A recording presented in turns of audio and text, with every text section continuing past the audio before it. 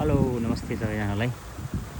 यो रुख चाहिँ हेर्नुहुन्छ भने 300 वर्षभन्दा माथि पुरानो रुख हो।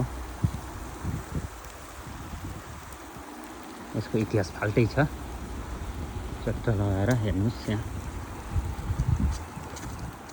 रुख पनि हाम्रोतिरको बर रुखको रुखभन्दा ठुलो छ। यहाँ हेर्नु सक्नुहुन्छ है।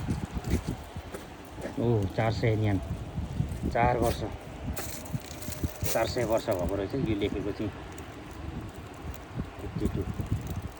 भनेपछि यो लेखेको पनि 400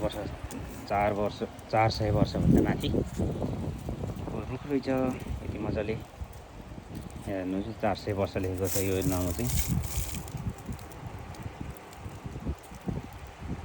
नामोको नाम चाहिँ ठुठी नामो रहेछ।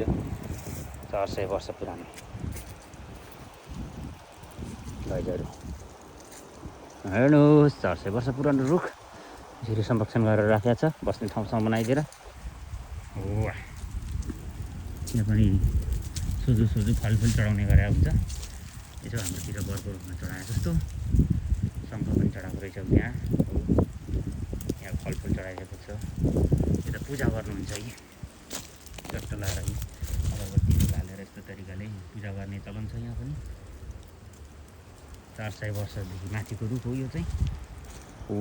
यस्तो छ हेर्नुहोस्।